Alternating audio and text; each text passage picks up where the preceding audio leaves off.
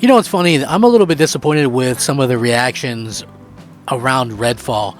Now, as far as I could tell, there's this subsect of gamers that just salivate at the idea of an Xbox game not scoring well. Now, an interesting thing about that whole situation is they've had the long wait. About 3 years?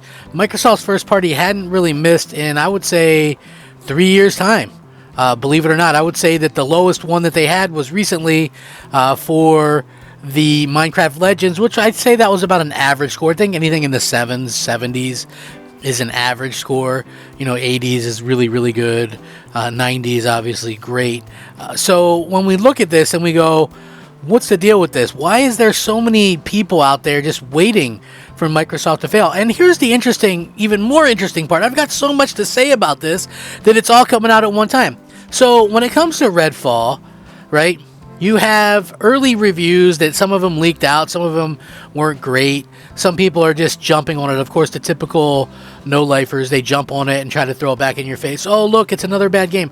The same exact people that were hyping up for Spoken for PlayStation 5, right? These are the same people that were doing that and saying that review scores don't matter. Now, all of a sudden, the review scores matter, and this is all Microsoft's fault. They don't know how to handle, their businesses. They can't run studios. They can't do this. They can't do that. Interesting fact, though. Hi-Fi Rush released earlier in the year, and people said Microsoft gets none of that credit because that game was already in development before Microsoft bought them. So I'm confused. They're both Bethesda games, and same with Starfield. I have a feeling that game's going to score extremely well, and people are going to say Microsoft had nothing to do with it because it was in development before they bought them. But apparently, any Redfall issues are 100% Microsoft's fault, nobody else's fault but Microsoft, and they can't manage a studio to save their life.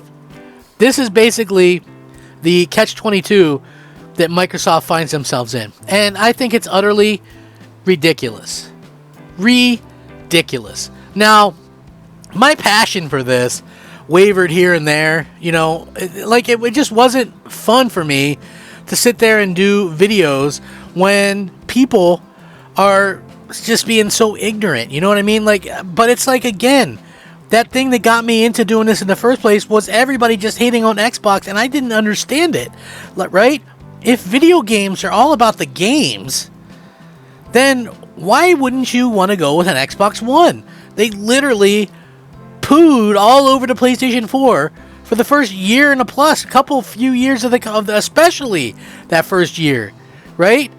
Maybe you loved Resogun and Knack, but geez, Microsoft was offering great stuff with Titanfall, with Sunset Overdrive, with Forza Horizon 2, with Dead Rising 3. These were solid games that they were putting out, and they were getting crapped on, right? Last I checked, video games were about the games themselves. Microsoft having more first-party content this year than Sony, that's not an imaginary thing. It's a real thing. Microsoft has better lineup from the first party this year. No matter what anybody else says, that's a factual thing. Sony admitted one big game from the first party within the fiscal year. That's all. It's going to be Spider-Man 2. When is that going to release? I don't really know. I don't think anybody knows.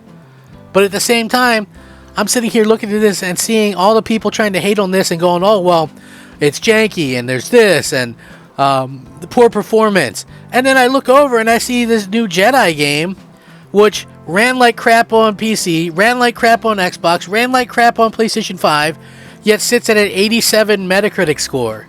And nobody brought up any performance issues. So I'm not even 100% sure what this thing's going to end up scoring. A good guess would be probably somewhere in the 70s. But with that being said, if they're going to knock them for performance issues, then why are none of these other games getting knocked for performance issues? Are some of you familiar with Star Trek? I'm not the biggest Star Trek fan, but I know what the Kobayashi Maru is.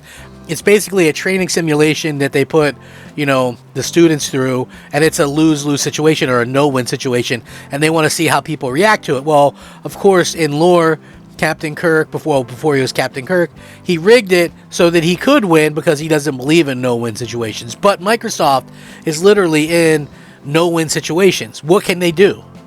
What are they able to do about this? Right? What can they do? If they release a game and it's good, they get told they had nothing to do with it. If they release a game and it's bad, they get crapped on and said they don't know how to run a studio and it's all their fault. So literally, I'm waiting for that one PlayStation fan to kind of just rap with me here.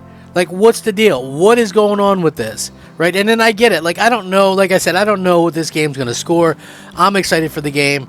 I think review scores do matter. I think they absolutely do. But I think people are going to play what they want to play. If they're excited for it, then they should play it. You know, and the fact that Microsoft has, you know, games coming out this year and Sony doesn't, I can see why a lot of their fans are sort of, I guess I want to say, up in arms over this stuff. Because at the end of the day, it's just one of those things that kind of happens. And, you know, Microsoft has really tried hard lately to make things right. And so the fact that everybody still wants to constantly just take a big crap on them time and time again, really just, I guess it kind of pisses me off, you know? And it's just like, this is just video games, I get it.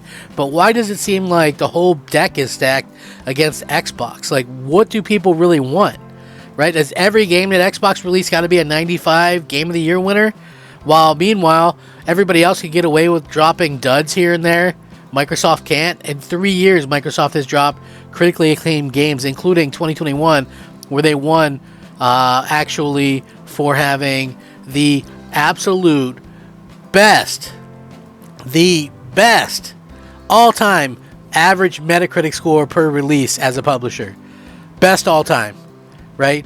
They have not missed in 3 years, and yet people want to dump on them all the time. It's the same thing with, like, delayed games, right? Everybody goes, Microsoft sucks, they can't handle anything, they're delaying games. And I'm like, didn't just about every company delay a game at some point over the last couple years?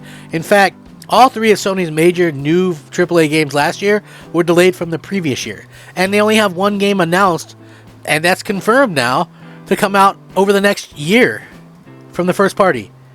And I would wager almost anything that internally a lot of their developers are having to push back because of the pandemic. The same thing that happened to Microsoft, but nobody will admit this stuff, right? It's so crazy to me. Nobody's willing to give anything half a shot. I get it, man. Like, they just want to hate on Xbox. They really hate Xbox for whatever reason. Like, you would think Xbox, like, slapped their mamas or something.